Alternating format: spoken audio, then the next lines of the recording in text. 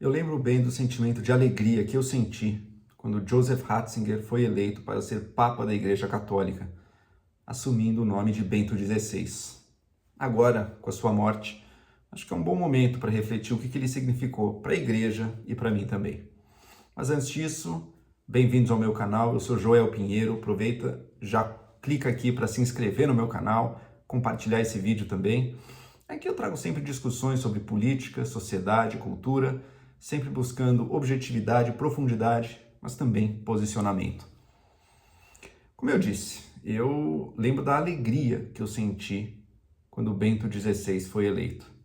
Eu era, na época, um jovem convertido ao catolicismo, alguém que chegou no catolicismo depois de maduro, não comecei criança, não. Me converti ali com meus 19 anos, eu tinha 20, quando o Papa Bento XVI foi eleito. E o Papa Bento XVI era o Papa ideal para convertidos. Ele era alguém que apresentava, digamos, o pacote completo do catolicismo. E isso que o convertido quer, né? Ele quer justamente aquilo que diferencia a religião ou a ideologia que ele abraçou, né? Que diferencia do resto. O Papa XVI era isso, era autoconfiança, representava para os meus olhos e de tantos outros a autoconfiança no dogma, na certeza da Igreja. Ele também trazia o louvor, o cuidado, o esmero pela liturgia, pela celebração do ritual, com toda a pompa que o ritual católico pode ter, e é bastante.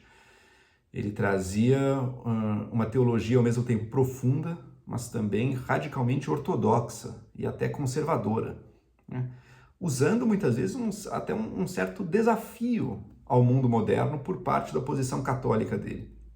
Logo antes de ser eleito, ele tinha, e para quem estava chegando no catolicismo naquela época, já conhecia ele antes dele ser eleito, por isso a alegria, né? Ele era o prefeito da Congregação da Doutrina da Fé, mais ou menos o chefe daquilo que veio substituir a Santa Inquisição na Igreja dos Tempos Modernos. Tá? Ele cuidava da doutrina, via-se escritos e professores ou teólogos da igreja eram ortodoxos ou estavam se desviando, né? E ele tinha essa reputação de ser uma voz conservadora dentro da igreja. Logo antes da eleição dele, ele fez um discurso falando na ditadura do relativismo. Na época aquilo me impactou. Eu também, um jovem, procurando certezas, eu fui até checar agora e vi que era verdade. O meu primeiro blog que eu tive na faculdade com amigos, meu primeiro texto de apresentação falava exatamente do combate à ditadura do relativismo. Era influência direta do novo Papa em mim ali. E depois eu fui conhecer também esse outro lado dele, porque são dois lados muito diferentes, eu vou pontuar os dois aqui, mas esse outro lado dele que ele teve enquanto chefe aí da Congregação da Doutrina da Fé, que era o lado de gestor da igreja. E nesse lado, como um executivo aí, servindo sob o Papa João Paulo II, o Bento XVI tinha sido bastante autoritário, ele silenciou muita gente, que na época, para mim, primeiro, não via em profundidade, mas até parecia bom. É óbvio, a igreja tem que se manter pura, você tem que silenciar quem tá falando coisas contra. E essa é a postura correta. Mas na prática, você imagina tantos pensadores, tantos teólogos, tantos sacerdotes, cuja vida depende da igreja, vendo um espírito de poder discutir, de poder pensar, de poder refletir, sendo de cima para baixo, assim, bloqueado de uma forma autoritária, na qual nem direito de se defender tinham direito, apenas se submeter e sendo silenciados, proibidos de publicar ou de falar em público. Uma coisa bastante dura que muitas pessoas sentiram na pele, né? Como Papa, eu não sei se ele foi tão autoritário assim, mas o Bento XVI, sem dúvida, trouxe esse lado mais centralizador dele, né?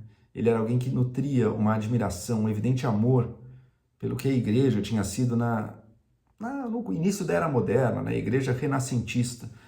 Toda a pompa do ritual, as vestes, ele ressuscitou muitas vestes papais antigas, sempre reafirmando o dogma da igreja também. Ele permitiu, por exemplo, isso na época, eu em êxtase ainda, ele deu mais liberdade para a celebração da missa católica em latim e segundo o ritual antigo, que tinha sido mudado nos anos 60. Tá? A missa católica antes era inteira em latim, com o padre de costas para a igreja. Eu cheguei a frequentar esse tipo de missa também em São Paulo, meados dos anos 2000 ali, e o Bento XVI deu mais liberdade para isso. Acho que ele não percebia ainda o quanto isso servia para uma certa ideologização da fé, em movimentos bastante extremistas que estavam se formando, né? Ele tirou a excomunhão de líderes tradicionalistas, até um grupo que tinha rompido com a Igreja Católica, porque achou que a Igreja Católica era liberal demais, progressista demais, e rompeu com ela. Os bispos foram excomungados no passado, Bento XVI tirou essa excomunhão, né? E criou também, um pouco depois, um caminho para que anglicanos, especialmente padres, bispos anglicanos e paróquias anglicanas, pudessem se converter ao catolicismo sem perder as suas tradições, a sua liturgia e algumas das suas práticas, inclusive, é preciso dizer, padres casados. Mas enfim, foi um gesto de tentar trazer mais outras religiões, a ala mais conservadora de outras fés, no caso a fé anglicana, para o catolicismo, né? Tudo isso ele manteve. Ele foi um papa bastante que primava pela centralização, pela disciplina e pela ortodoxia, tá? Mas havia um outro lado dele, e esse eu acho que é o lado mais importante dele, e o lado mais interessante dele, que era o lado de teólogo e de intelectual. O Papa Bento XVI foi o último papa a ter vivido o Concílio Vaticano II, aquela reunião de bispos nos anos 60, que revolucionou a Igreja Católica, que atualizou muita coisa, que abriu a Igreja Católica para o mundo muito mais, para novas ideias. E ele fez parte disso. Só que ele também já foi de uma geração que, ao mesmo tempo que fez parte disso e viu isso com otimismo, depois passou a ficar meio intimidado por mudanças muito radicais, por ideias muito radicais que vieram depois e acabou, portanto, se tornando mais conservador, né? Ao mesmo tempo, nunca perdeu aquele espírito inicial de estar sempre buscando, de estar sempre refletindo, de estar sempre tratando em profundidade dos temas. Eu acho que isso se reflete na abordagem intelectual que ele trazia para a fé. Por exemplo, vou dar alguns exemplos aqui de escritos dele, de textos dele. No início do papado dele, ele fez uma fala na Universidade de Ratisbona. Essa fala até gerou polêmica na época na imprensa, porque ele resgatava um texto medieval cristão sobre o diálogo entre cristianismo e islã, tá? Mas apresentando uma versão do Islã que em tons meio negativos, assim como o Islã representando uma espécie de relação com a fé que é puramente fideísta, no qual existe apenas a vontade de Deus, que não pode ser conhecida pela razão, é apenas o comando divino revelado para os homens, ou na Bíblia, ou no Alcorão, ou o que seja, mas apenas a vontade de Deus que não segue regra nenhuma, não segue nenhuma regra racional. Deus pode inclusive se contradizer. A moral humana não tem nada de racional. A moral humana é apenas obedecer o que Deus revelou. E se Deus revelar absurdos, não existe absurdo, é só obedecer e ponto final. O cristianismo, na visão do Bento XVI, se contrapunha a isso. O cristianismo se contrapunha a essa visão puramente fideísta, voluntarista da fé. O cristianismo, desde a sua origem, era uma religião que incorporava em si também a razão, a racionalidade, o desejo de encontrar sentido, de entender o mundo e entender a própria fé, né? Para usar a expressão grega, que está nos evangelhos, o logos.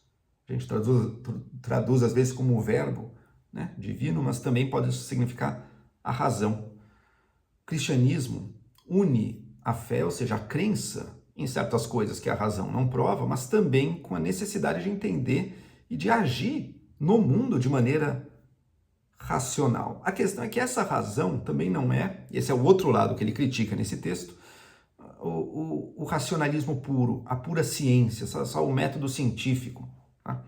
Porque isso sozinho também não apresenta um guia para a humanidade, e pelo contrário, reduz o ser humano e reduz as aspirações da vida humana.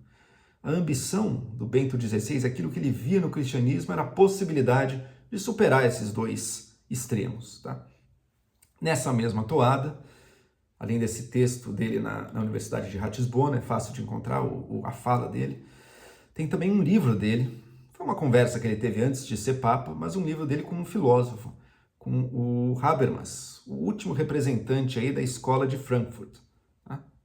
Essa linha alemã de reflexão de bases marxistas. Não, o Bento XVI não demonizava com o medo que alguns reacionários brasileiros fazem. Pelo contrário, ele se colocou em diálogo com Habermas para discutir o secularismo, o papel da razão no espaço público e o papel da fé também. Né? Eu devo dizer que eu, como um leitor de filosofia e também na época católico, mas acho que nem por isso, acho que qualquer pessoa teria a mesma experiência, é muito mais fácil compreender o que o Bento XVI estava dizendo, o Ratzinger estava dizendo, do que o Habermas. Eita, textinho complicado. Mas enfim, havia muita consonância no pensamento de ambos. Tá? O Bento XVI reconhecendo a importância da razão até para limitar os riscos da fé pura, que vira o fanatismo, e a fé também limitando os excessos da razão, e o Habermas também reconhecendo que a razão pública talvez precise também de certas guias morais que a fé pode fornecer. Tá? O terceiro texto que eu quero levantar do Bento XVI é uma encíclica dele, a encíclica Deus Caritas Est. Ele teve duas grandes encíclicas, né? Esse documento que o Papa escreve e que serve um pouco para expor a sua visão da igreja, do cristianismo, da fé. Né? E nessa encíclica Deus Caritas Est, o Bento XVI ele trata muito, aí olha muito para a sociedade humana. E não trata tanto aí da questão da fé e da razão, mas olha mais para um outro lado, para a organização econômica da humanidade. E ele vê, e acha um recado importante, inclusive para a direita brasileira, ou para a direita do mundo inteiro, que às vezes gosta de se aproximar de um cristianismo conservador também, mas que um legítimo cristianismo de tipo mais conservador, como era o dele, não vê com bons olhos o domínio irrestrito da economia de mercado sobre a humanidade. Pelo contrário, a economia de mercado pura ela é destrutiva, vejam só, para o meio ambiente, para a natureza, essa preocupação estava nele, e também é destrutivo para o interior do homem. E a economia, mesmo a economia moderna, a vida humana em sociedade, ela precisa de um outro sentido, um sentido que o cristianismo traz de graça na relação de Deus com o homem, né? Deus oferece de forma gratuita para a humanidade o perdão e a salvação, mas também dos homens entre si, na relação de gratuidade, do presente, da doação, que não espera algo em troca, que não precisa só estar negociando e cobrando uns dos outros, né? E exigindo a sua parte, buscando o seu autointeresse como o grande motivador da sua ação no mundo. Só isso não é o suficiente, uma sociedade só disso, ela enfim, ela se autodestrói. Né? É preciso notar que pensadores do liberalismo e do capitalismo, como o próprio Adam Smith, lá atrás no século XVIII, acho que ele poderia concordar 100% com isso. Ele também não via o autointeresse como a única coisa, longe disso, o autointeresse como o único motor da sociedade humana. Né? Ele reconhecia, né? mas não via como o único também. Nesse sentido, até o Bento XVI, você pode dizer que ele no ponto de vista econômico, ele é até um pouco menos liberal, bem menos liberal talvez, do que o antecessor dele, o João Paulo II, né, que enfatizou muito mais o papel do empreendedorismo, da livre iniciativa. Essas notas no Bento XVI estão bem menos acentuadas em favor de outras, de uma preocupação com, de um lado, a gratuidade, a solidariedade e também a justiça social. Né? Você não pode falar de fazer atos de doação ou de caridade em situações nas quais há uma demanda de justiça a ser cumprida antes. Né? Você só faz caridade com o que é seu, não com o que é do outro, por direito. Né? E seguindo longa tradição católica, ele não via a propriedade privada como esse direito absoluto e intocável, não. Né? Por fim, um escrito do Bento XVI que eu nunca li, mas que a morte dele vem me fazer ter vontade de ler de novo, foi a trilogia da biografia que ele fez de Jesus. Né? O tema da vida de Jesus é um tema que me interessa muito, porque muito do mundo, especialmente da nossa sociedade, quer dizer, eu não acredito no lado nas leituras sobrenaturais acerca de Jesus e tudo. E é óbvio que elas estarão no Bento XVI também.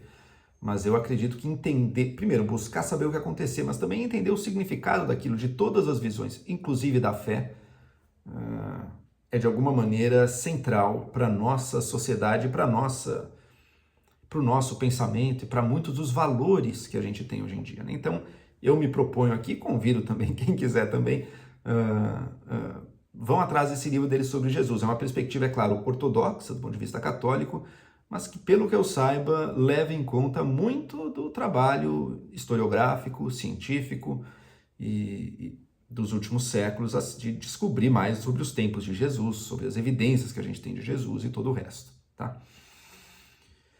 Por fim, eu queria deixar aqui um último ato do Bento XVI, que foi marcante, que eu considerei muito positivo na época, né? Eu ainda era católico na época que isso aconteceu, embora já não era um católico, felizmente, não era um católico de tipo mais tradicionalista ou tão dogmático, tá? Mas que foi a renúncia dele. A renúncia do Bento XVI chocou muita gente, né? Até perguntaram, nossa, mas o Papa pode renunciar? Como assim? Dá para deixar de ser Papa? Ele não era infalível e tudo mais? E, na verdade, não era um ato inédito na história da Igreja. Quem conhece a história da Igreja sabe que já houve renúncias de papas antes, seja por motivos diplomáticos, seja mesmo por decisão puramente pessoal. E foi importante isso ser feito na Igreja. Eu acho que o valor teológico desse ato dele, para a crença dos fiéis, pode até falar mais alto do que muitos dos escritos dele, porque é o seguinte, ele dessacraliza um pouco a pessoa do Papa. Não é que o Papa carregue na sua alma, no seu espírito, não, o Papa é alguém que ocupa um cargo dentro da Igreja. Ele é bispo de Roma, assim como tem tantos outros bispos. E bispo pode se aposentar, o Papa é um bispo. Tirar um pouco essa ideia do Papa como alguém, um ser que está um patamar acima, né? Evidentemente, minha visão sobre todas essas coisas mudou muito, desde que eu, inclusive, deixei de ser católico. Isso é um papo para outras conversas, mas dentro de uma concepção católica, às vezes corre nesse risco de uma certa veneração excessiva à pessoa do Papa. Quando, na verdade, o Papa pode ser uma pessoa boa, uma pessoa ruim, alguém que não ocupou esse cargo uma época, depois ocupou e que pode deixar de ocupar. E o Bento XVI ajudou, então, um pouco a desmistificar o que é ser Papa com esse seu ato da renúncia, que teve razão de ser. Ele estava envolto em escândalos financeiros da Igreja, escândalos sexuais da Igreja, não ele pessoalmente, mas estavam acontecendo, escândalos sexuais, escândalos financeiros, intrigas para todo lado na corte papal. O papado ainda é uma corte de estilo renascentista, ou talvez até medieval, mais renascentista mesmo, da estrutura tão absolutista que ela tem. E o Bento XVI não era um gestor. O Bento XVI não era alguém, um grande líder de homens. Ele era um pensador, um contemplador, alguém dado à reflexão, à meditação. Ele não estava no lugar certo para gerir uma organização que conta com mais ou menos 1,5 bilhão de pessoas, com milhares e milhares de padres, de bispos, intrigas para todo lado. O mordomo dele chegou a vazar documentos da igreja enquanto ele estava lá. Enfim, ele sentiu que ele não tinha o menor controle sobre nada daquilo e, na idade avançada que ele tinha, não tinha sentido continuar dando um murro em ponta de faca ali. Tomou uma sábia decisão de renunciar, que foi didática para os católicos do mundo inteiro, tenho certeza, né? E abriu o caminho para o Papa Francisco, que acho que trouxe muitas coisas muito importantes. Enfim, Bento XVI faleceu na semana passada, deixou como seu legado, esse legado duplo, um legado que, do ponto de vista da execução, eu acho que foi marcado por essa reação dele aos excessos que ele viu nos anos 60, 70, e que tornou ele alguém meio conservador, centralizador, com medo de mudanças, buscando a todo momento preservar o que ele via como a essência do Concílio Vaticano II, mas sem permitir que ela levasse a desdobramentos que foram acontecendo na igreja. mas ao mesmo tempo, apesar de centralizador e às vezes silenciador, também um pensador muito profundo e que revelava o seu melhor quando estava refletindo, quando estava filosofando, quando estava usando, na melhor tradição do catolicismo, a tradução de Santo Agostinho, que ele tanto seguia, partindo da fé para entender o mundo, sem jamais abrir mão também da faculdade racional, usando ela para auxiliar a fé e para guiar e às vezes até limitar também certos arroubos que a fé pode ter na relação entre as pessoas. Nisso, nos escritos do Bento XVI, acho que a gente encontra o maior legado que ele trouxe para a teologia. E que pode interessar muitas pessoas, como o próprio Habermas, filósofo da Escola de Frankfurt, que não são necessariamente católicas ou nem mesmo cristãs. É isso aí.